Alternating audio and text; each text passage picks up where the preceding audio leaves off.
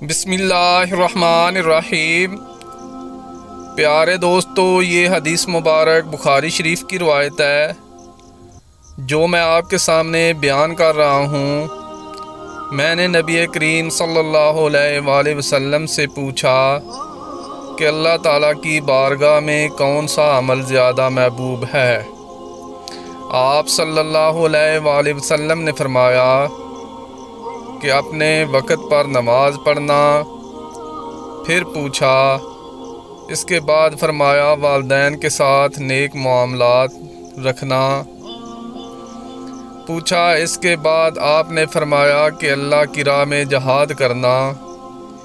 ابن مسعود رضی اللہ تعالی عنہ نے فرمایا کہ حضرت صلی اللہ علیہ وآلہ وسلم نے مجھے یہ تفصیل بتائی، اور اگر میں اور سوالات کرتا تو آپ اور زیادہ بھی بتلاتے، لیکن میں نے بطور ادب خاموشی اختیار کر لی۔ پیارے دوستو، اگر آپ حدیث مبارک سننا پسند کرتے ہیں تو اس طرح کی مزید حدیث کے لیے چینل کو سبسکرائب کر لیں۔ برائے مہربانی ویڈیو کو لائک بھی کریں۔